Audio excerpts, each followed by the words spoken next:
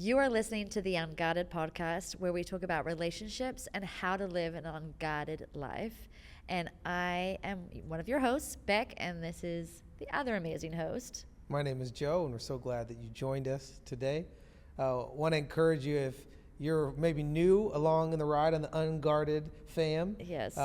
One of the ways you could support us, one of the ways that you could, continue to help us get this message to as many people as possible, is to share, comment, like, subscribe, do all the things.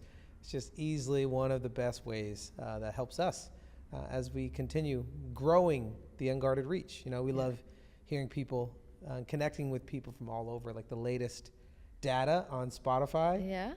People from 51 different countries. 51. Wow. Remember, it was like 25 countries. Yeah, we were like, what? That's crazy. And now 51 different countries have tuned in to Unguarded, which is pretty phenomenal. Pretty crazy. But I think that's one aspect of people sharing it and people sending it to their friends. And so, for all of you that do support the pod in that way, thank you so much. Yes. And we've got other ways that's coming too. Yeah. One thing I was going to say is we love when people post about it. Yes. And it's just so, I love how you comment and you message us, DM us, and how you post. It's cool to see it, that you like it, So And then, go ahead. I was going to say thank you. Yeah. I'm really blown Thank away. you. 50 plus people or 50 plus countries are pretty. Yeah, it's pretty insane. epic. And then, yes, the things that we have in the works could be and is the Unguarded merch. Some merch coming. Yes. And we're very exciting. So excited about that. We're dreaming to make it the best possible merch. What are the things that we would love to wear so that you guys can wear it and that you guys would love it? So it's really a work of art, a labor of love, and I cannot wait when we release it. We're probably going to do a pre-sale, but that's one way. Definitely going to do a pre-sale. Yeah. That's one way that you could support the pod too. So be on the lookout. We'll have more info to come. But another really exciting thing, we recorded a live episode recently. Yes. And we released that, and it was so much fun, so incredible. The questions, we did Q&A, and the questions were really vulnerable, and really people epic. were open.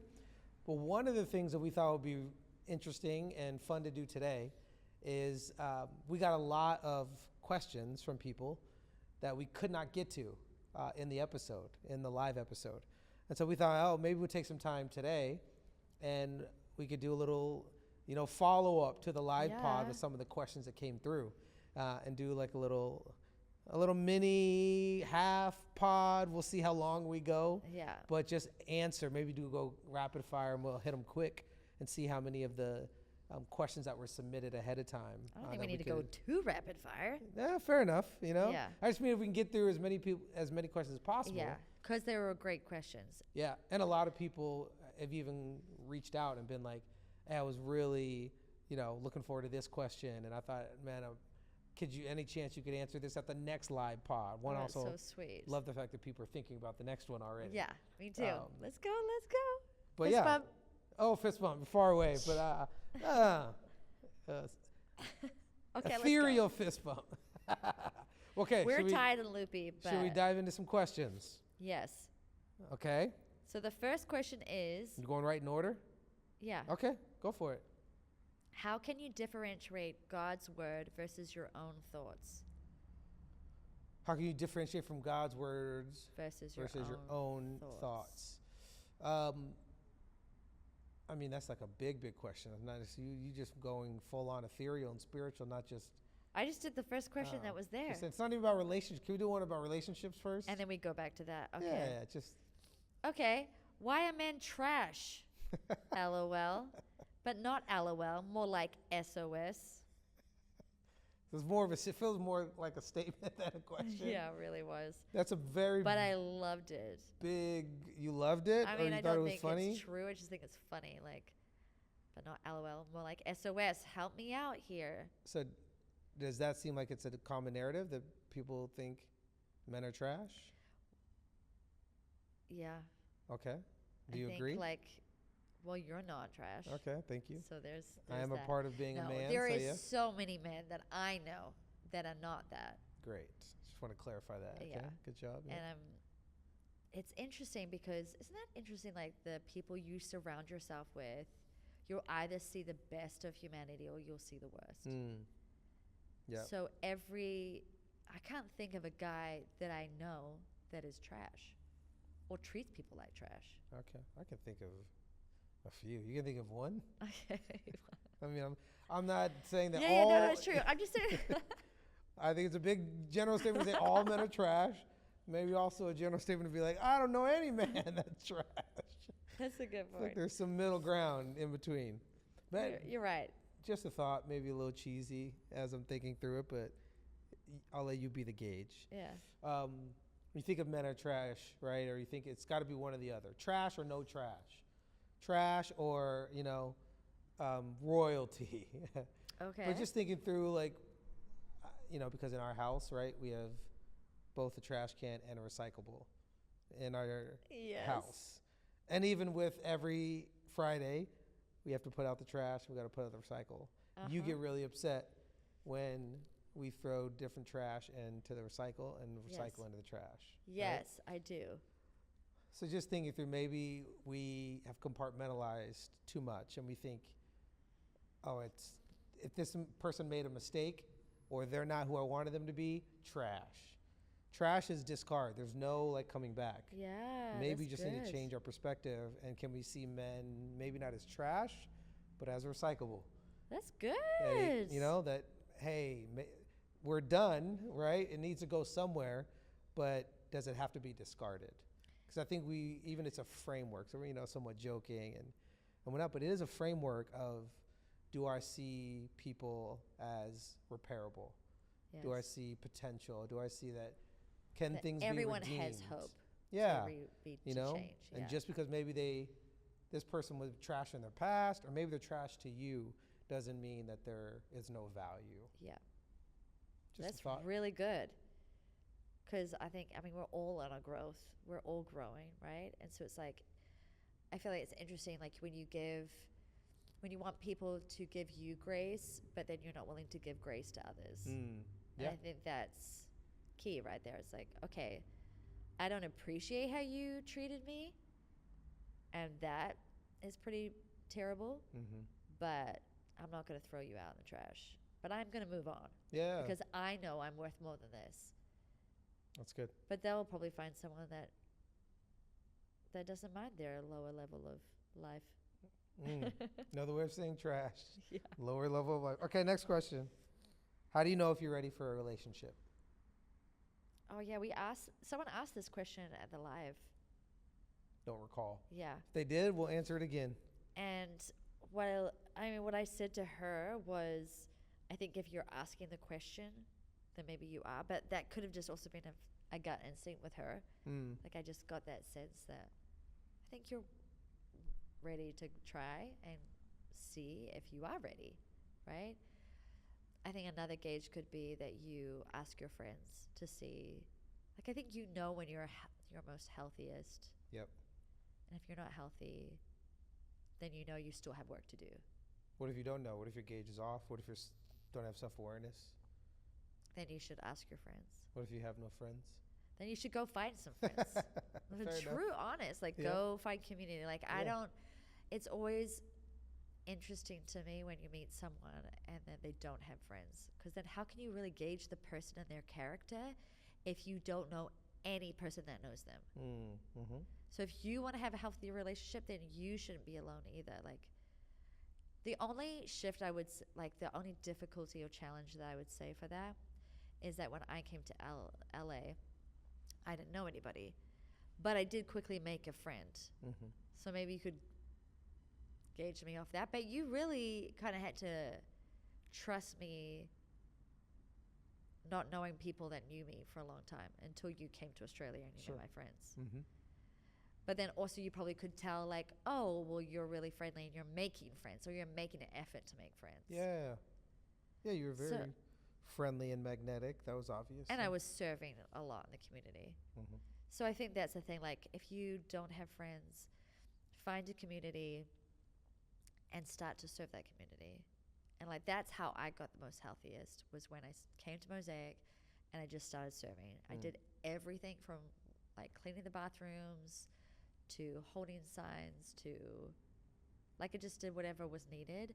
But in the process, I was getting healthier and healthier. Mm-hmm. It's good. Okay, next one. Okay.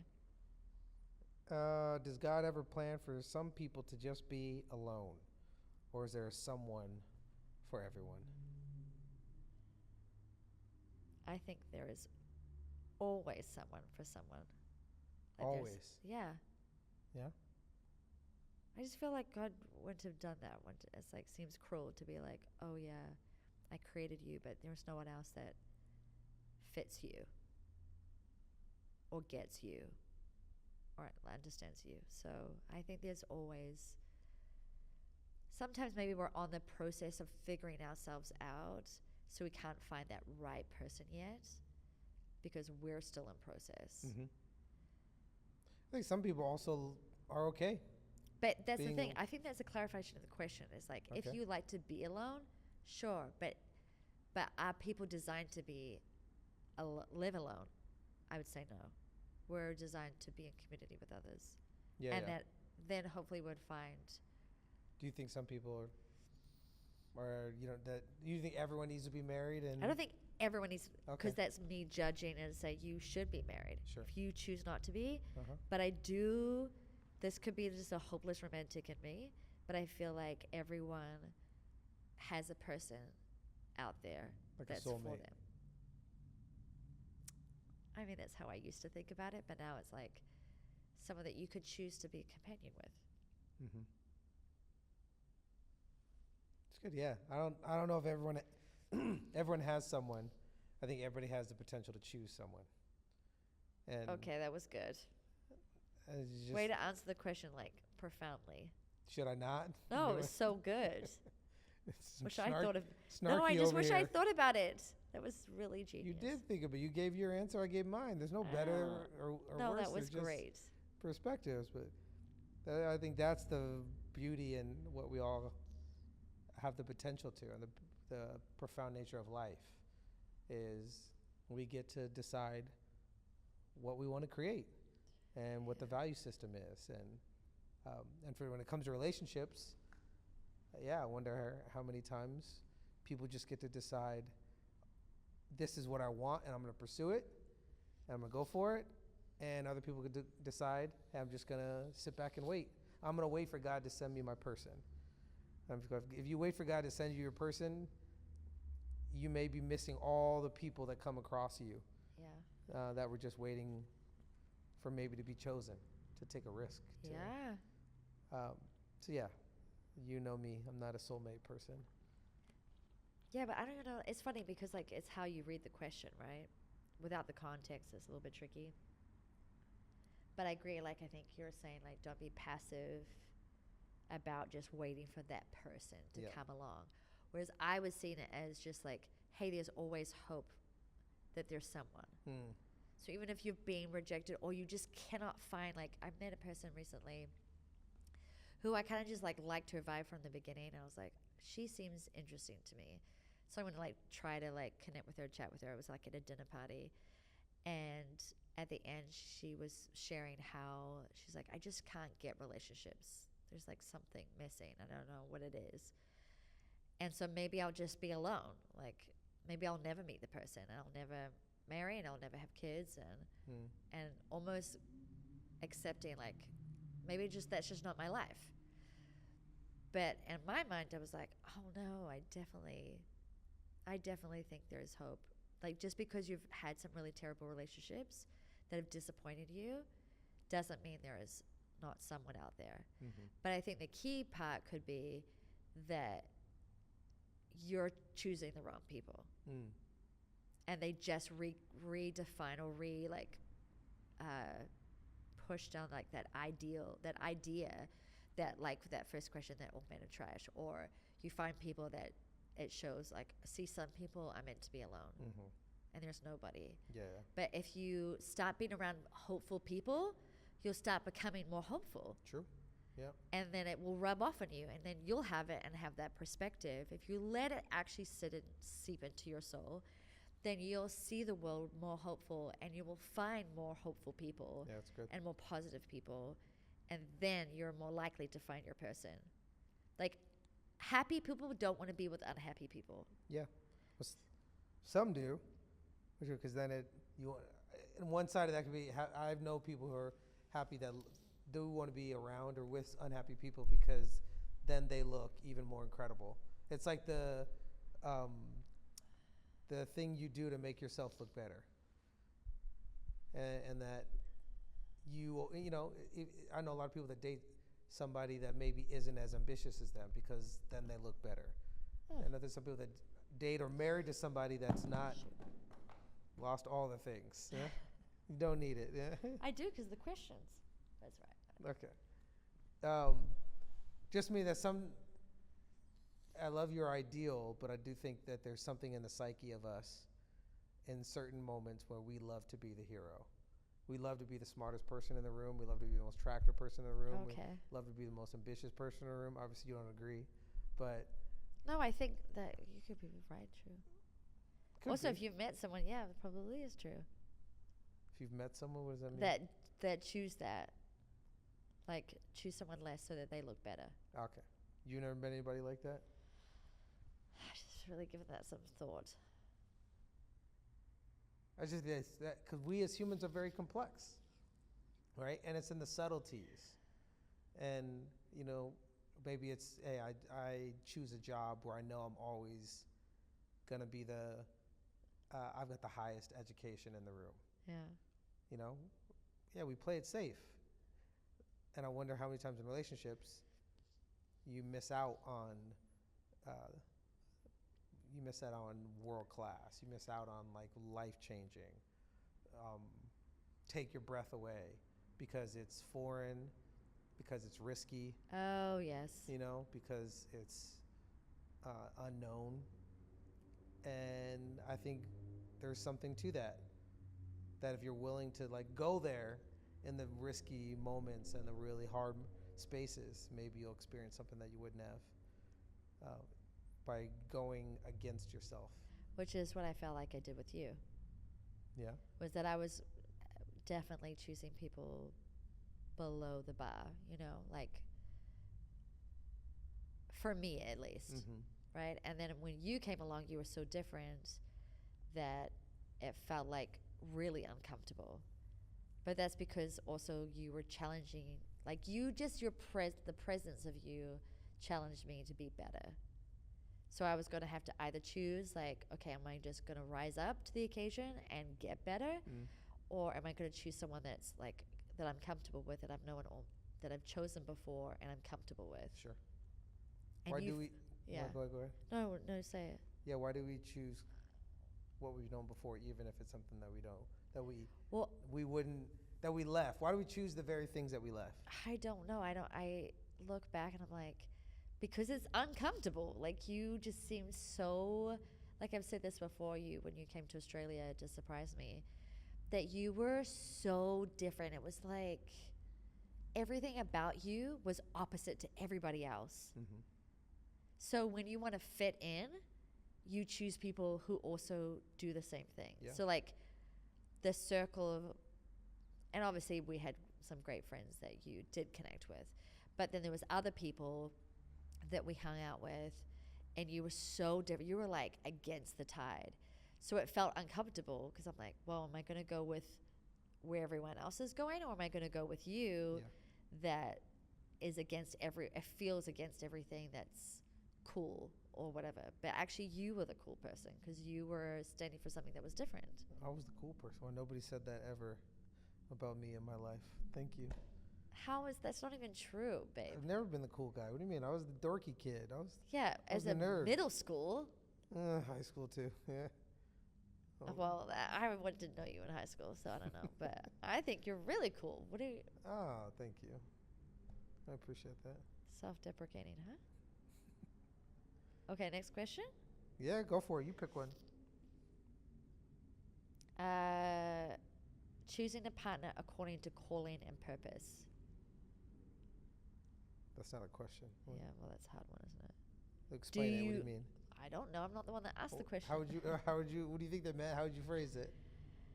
I think it's like, how do you choose someone that you could create a life with that has like a higher purpose or a higher calling? Possibly. Hopefully this is what the person was thinking. Yeah. You have to have a higher calling. You have to have a higher purpose. Yeah. You know, if you're, it's like one of those round peg, square holes. If you're trying to be a high, you want to be drawn to the higher calling person, drawn to the higher passionate person, but you haven't discovered those on your own, it's not going to work out. That's a good point. You're going to be swimming in uncharted waters, and you're not even going to know what to look for. So I think you have to first start with yourself and go, am I somebody who's living with the high calling? Am I somebody who's living with the high purpose? Am I somebody who is, like, would I be drawn to myself? Yeah. Maybe that's a That's really a simple way to put it. great question. We should let that sit. This is you letting it sit. Yeah, like, would I be drawn to me? Would I want to spend time? And not even a, like, negative, oh, yeah, of course, because I'm terrible. Like, don't just answer the quick answer. Be like, okay, if I wouldn't, what is it about me that I would want to change? And then start making those shifts. Yep. Start taking risks to open yourself up and be vulnerable, like the podcast name, Unguarded. Like, start living unguarded in your relationships or your personal life, social life, so that you can start to open up. Because no one wants to be with someone that's unguarded. Oh, that is guarded, Sure. I should say. Very true. Yep. Yeah. Okay. I think this is an interesting one. Okay. Dating in church. How to be healthy exes. I feel like it's a question we get a lot. Yeah. And there is like a dance to it. There is like a way to do it. And so, maybe we should take some time to talk about how do you date in church and be around your exes when it doesn't go well. Well, I think as the SWAT team in Los Angeles yeah, we're in descends in Hollywood. I mean, I think you answered it so well on Sunday, where you said, date well and end well. We've even have an episode where we talk about, like, how do you break up well? Yeah. And that is really key to how you're going to be seen in the community, but also by that person. Like, how is that person going to talk about you? What do you want that person to say that even if you end it with them, they can still talk highly about you? Yep. Like, a friend was just sharing how he broke up with his ex-girlfriend, but he's like, nothing is wrong with her. It just didn't work out. Yeah. I was like, that's a perfect way to talk about someone after you've broken up with them. Yeah. It wasn't, they're not a bad person and I'm not a bad person. It just, we didn't work well together. But I'm sure that person would be great with you or someone else. And so you're like really uplifting that person to the rest of the community and the rest of your friends. Like that, you're like speaking highly of their character and speaking well of them. Yeah.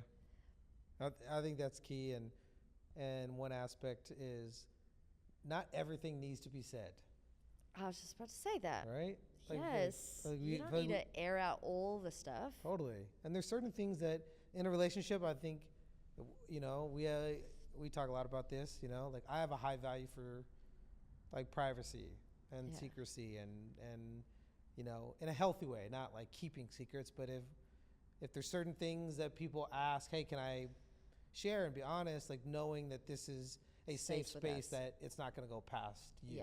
Yeah. And I don't know if we have the same ethic and value when it comes to exes, is that we think, when it ends poorly, that it gives us permission to unlock the safe. And say whatever we want. Yeah, and let all the stuff out. But I mean, I think there's something really beautiful about you keeping things that were a part of that relationship between the two of you. Yeah. And then not everything to honor them, really. Yeah, to honor them and not both just dropping all the phones with it. And the fact that when things go well and in that situation, yeah, I have nothing bad to say about her. She's awesome. We just didn't work out between the two of us. That you speak positively about that person when it goes positively, but you also speak positively about that person when it goes negatively. Yes. And the story you talk about and the story you tell is, man, what would that do to culture? And talking about exes if we only spoke highly about the person, Yes. even if they broke your heart, Yeah. even if they did treat you like trash, even if they do talk negatively and poorly about you, you are the one that engages at the highest of honor. Yes. So I mean, that's just a practical thing. Yeah. Because not only does it say something obviously good about you're protecting the other person's reputation, but also says something so much about you. Because you always like track that, like, oh, you talked badly about that person, so will you talk badly about me? Or For sure. like, I think it creates a distrust, right? When if we honor and protect, we always talk about too, like, you can share up rather than across, like not gossiping, but you could share obviously challenges that you had with someone that as a mentor or someone you look up to, because that's a safe place, and they're not gonna go around talking badly about that person. Yeah. And even like connected to that a little bit is you have to have self-control and maturity. Yeah. When the other person is talking negatively about you, do you feel the need to go in retribution? Wow. Like defend yourself. Like I makes me think of, there's this one particular person that we knew years ago when we were dating, and that was very unhealthy and toxic and destructive, and was saying different things about me and about us. And you may not know this part of it, but it was like somebody that I had done an internship with. Yeah. And so I was close with this person, and then kind of drifted over the years. It was kind of weird. And then I had them reach out to me years later. Yeah. And they apologized. They said, I'm so sorry.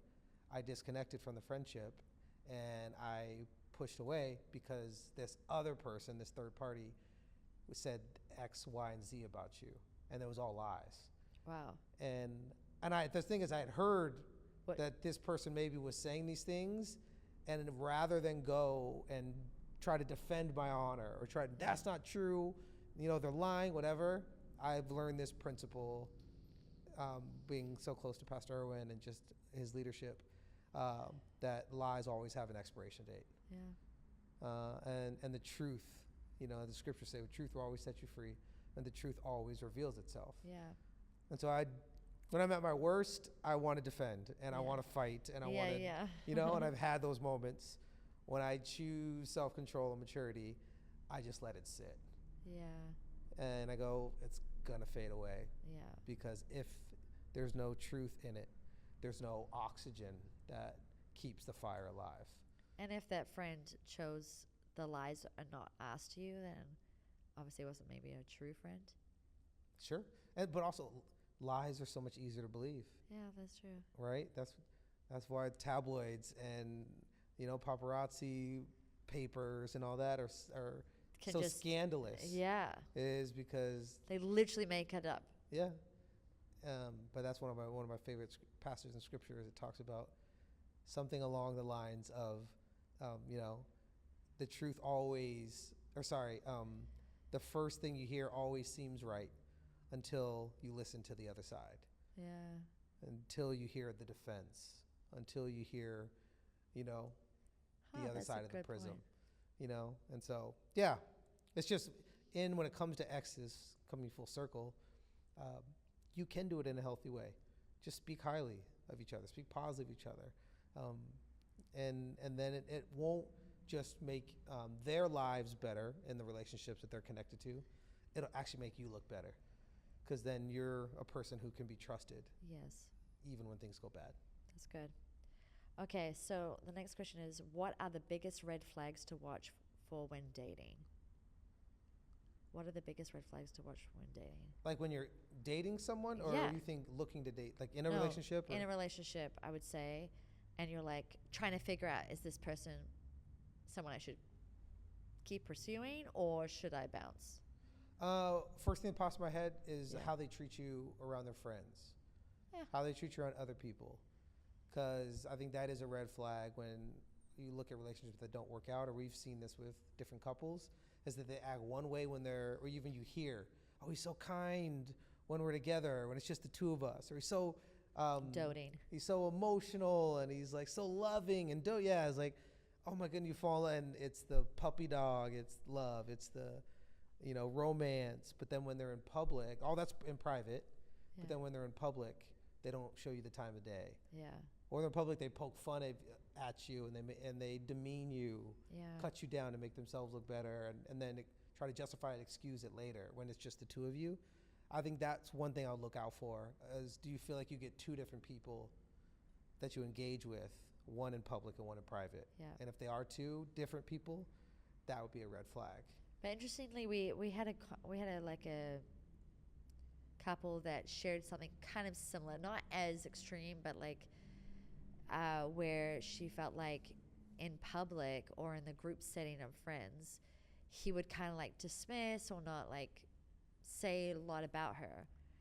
And when we brought it up, he was like, oh shoot, yeah, no, that was not my intention.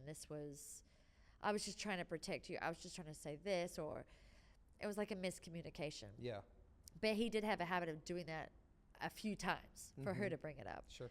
So I would say, like, ask a friend, go, hey, do you think that's strange? Or, and ask the person, like, hey, I feel like you do this. And if they deny it. But if they're like, oh, you know what? Take ownership of it. You're right. I shouldn't do that to you. My bad. Yep. Like, we're all can grow and treat each other better, right? Yeah. And I So think give me that's one space. aspect maybe as well in a relationship is a red flag. Ownership versus defensiveness. Yes. And when you bring things up to the person, do they get naturally defensive? Do they justify? Do they make you the bad guy? Start, gaslighting you.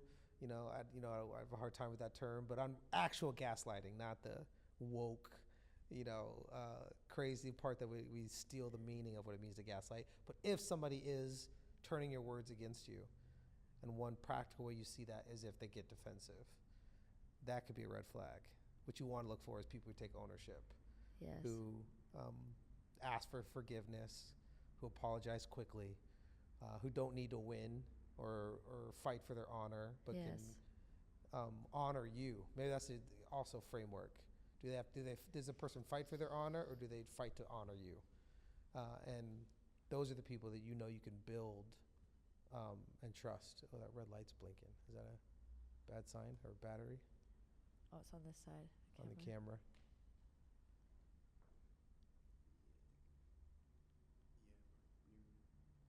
Into the tape. Okay. Okay. Yeah. Cool. Okay, Do well, you say think it would, like 3 minutes it would last, or? Okay. I think like a couple of the other red flags could be if they don't have any friends or community, which we kind of said earlier. Yeah. And if they have no passion or drive, That's good. because you're going to like hitch your sail to them. It's like, well, do they have somewhere they want to be? You don't want to hitch to someone that's like going nowhere. Yep. That's a good one. Okay. Maybe one more? Yeah. The one that jumps out to you that you really love? Well, I think this one is a good one. How do you balance waiting for the right person versus being too picky? Great question. It's a hard one. Yes. Because how do you know if you're... There is a balance, because picky can be what's the word I'm looking for? Picky can be seen as wisdom, in the sense that I'm not settling for anything less than like epic and incredible. If you're not careful, picky can seem like you have high standards. Yes. Picky can seem like you're ensuring that you're not rushing, but picky can also ensure that you're missing so many great options. Yes. And that you're limiting the potential of what could be. Like, right, if you were picky and you had all this huge list of, I don't think on your list of things you're looking for, I don't think you're looking for somebody who in the first year you would date would make $8,000 for the entire year. Yeah, that's true. I don't think you were like, yeah, you know, one thing I'm looking for is when they get So- their W-2 that it says 8,000. Yeah. Not even starting with the year we're dating. No, that was the year we got engaged. Remember? Because yes, I was like, how am I going to propose to this girl? And I just made $8,000 this year. Yeah, that's pretty. What's sad. that? Yeah, that's pretty tough. Yes. So it just means I'm Yeah. thankful that you didn't simply settle on what looks obvious, you know, in front of us. But maybe there's something to when you have the ability to see in a healthy way the potential in another person. Yeah, and I think that's the interesting thing. Like when you get older, you start maybe becoming a little more picky, Sure. and that feels kind of unfair because I don't know. Just because you're in the 30s, you don't need to have someone that like has it all together. Because you obviously haven't found that person yet. So Yep. being okay that someone might be a late bloomer or they're like trying to find their passion and they're about to make it. Yep. Like I think even though you were finishing up at Starbucks, that job, I could sense that you had potential, that you wanted to do something great. 100%. So I truly believed that we could do it together, even if we had little money when we started. That we would constantly just keep building and building and building, and it would be fun along the way. Yeah. So yeah, you didn't tick every box that I may have had. Dang, you have to say it like that, but no. It's cool. Did I tick any boxes? Yeah, you did. But it's funny because like did have a list, but I didn't really like keep it in top of mind. That's just a list. You had a visual, remember? Oh, someone who played guitar. Yeah. And I just but then wanted you a asked me, are you a musician. musician? Yeah. And I was like, That's so funny because I met someone recently and they're like, oh, I wanted someone that was a jeweler, and only that. Then she met that person. Oh wow. And then she thought that was the one because he it was was so a jeweler. specific. But it's funny because you said, oh, I don't play guitar. And I was like, you sure? You were very disappointed. I was disappointed, but it was quick to be like, that's superficial and I don't really care about that. What I care about is that you have a good heart. What I care about is that we connect, that you're like my best friend and we can talk about anything. Like those are the things that really matter. Yep. So maybe like, yes, have a list, but don't keep to the superficial, how tall they are, what they color skin, their background. Just like, do I connect with them? Yeah. And do I feel something when I connect with them? Do I come alive? When I met you, it felt like you're familiar and I came alive. And so all the other things, like I threw them out the window. It's good. And maybe it's with the list, the important thing isn't, maybe we've spent too much time on writing our list. Maybe it's just, hey, you choose a person and they become your list. Yes. Like their list is your list. Yeah. The things that they care about were the things that you didn't even know you needed to care about. Because maybe that's why you're brought together, is because what you didn't find valuable before, you do now find value because of the person. Yes, that's true. And yeah, last thing on it, and then maybe we'll wrap.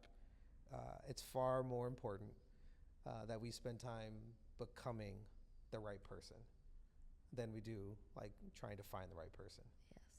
Because we have zero control over anybody else's choices, zero control over the timing of when God sends the person or the stars align or fate intervenes, whatever your belief system is.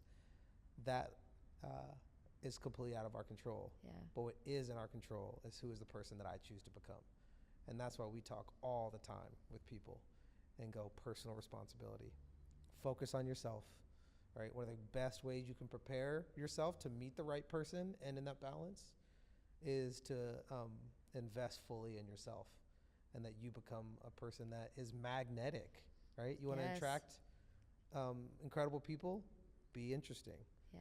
Be magnetic. Yes. And you'll be drawn to them and they'll have be drawn fun. to you. So much fun. Yeah. Like if you're having a fun time with your friends, then someone's going to want to like vibe with that fun. Last thing, and we'll wrap it up. You text a friend. I did. What did I text? You text a friend of ours that is like struggling and we're trying to find that person, right? Yes, that text, yes. And you wrote something that was so beautiful it almost made me cry. So I feel like this is for someone listening. you said, you started with said, like, I hope you know you are at the top of our prayer list with relationships. Keep investing in your faith, your relationship with Jesus, enjoying life to the fullest, and trust that God sees you and he's good and generous. And the scriptures show that there's a Father who loves you and loves giving us good things. Our job isn't to chase the good things. It's simply to prepare ourselves to receive them. Hold out for the good. Hold on to the good. We're with you. Hold out for the good. And I love that. Like, we are just simply to prepare ourselves to receive them. Because what I love about that is that you're saying, I know it's coming. So I just have to prepare it for when it does. Yeah, that's good. It's a great note to end on. Yeah. Man, I love doing this with you every single week. I love the live pod. I love the questions that come in. I love that people are staying hungry. Yes, me too. Because there's no cap to how we can grow in relationships. And so, shall we keep growing? Shall we keep leading? Shall we keep expanding and seeing where we can take this relationship? Yes. Let's do it. Yes, I'm down. All right. Well, I love you. I love you and too. we love you. Thank you for listening to this episode of Unguarded. Again, comment, like, subscribe, share with your friends. And we can't wait to have another conversation with you next week. All right. Until then, bye. Bye.